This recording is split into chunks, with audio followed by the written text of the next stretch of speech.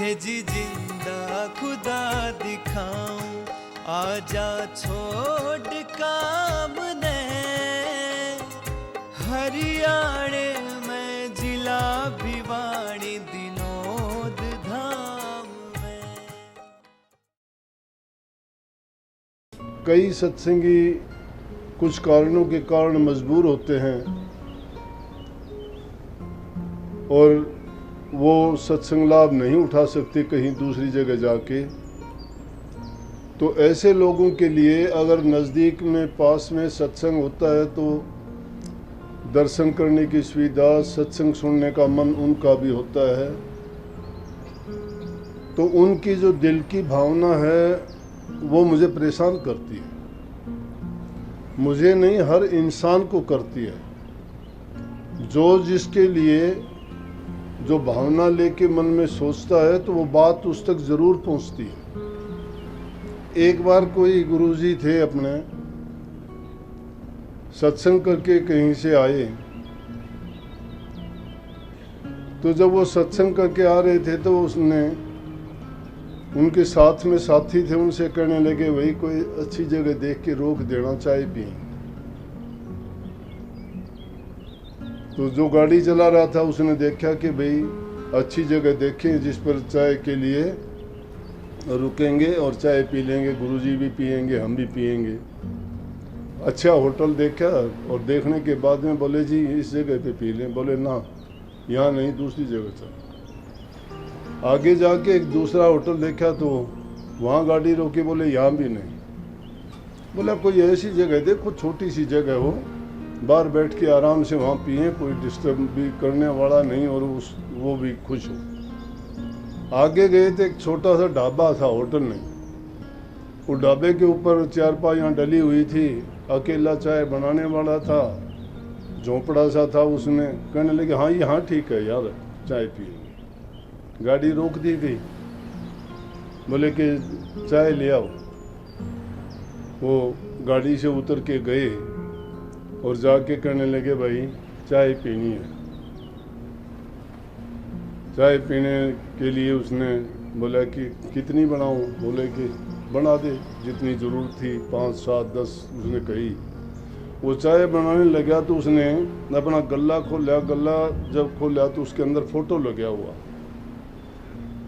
और वो फ़ोटो उसी गुरुजी का था।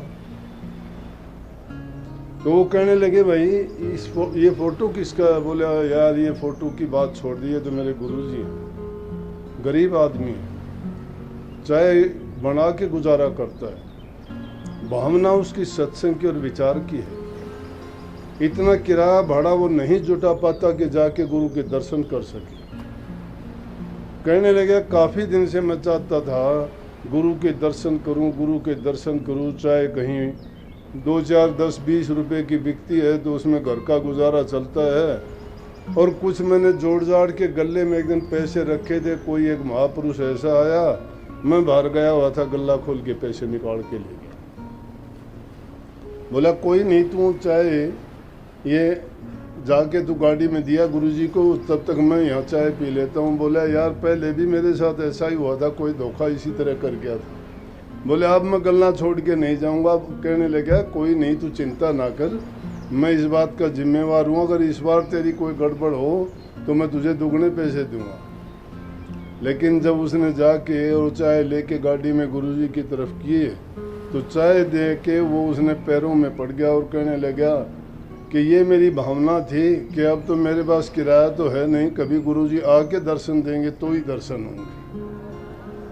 जब इंसान की दिल की सच्ची भावना होती है तो प्रभु भी इसी प्रकार से प्रकट होके अपने भक्तों को, अपने सेवकों को, और जो उनको जिस भी मंशा और भावना से याद करते हैं वहाँ पर पहुँचना होता है।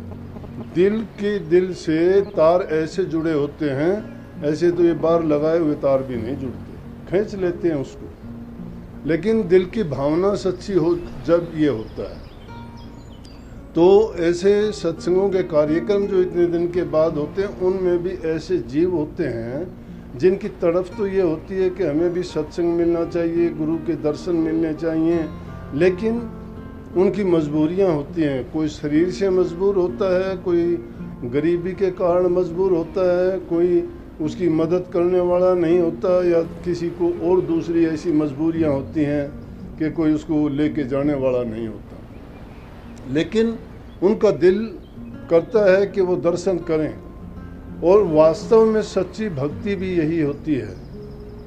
सच्ची भक्ति क्या है कि सच्चे मन से यादगार बनी रहे, सच्ची भावना से उनको जब याद करते हैं तो दिल की शुद्धता और पवित्रता होती चली जाती है। क्यों? हमेशा उसी का चिंतन रहता है।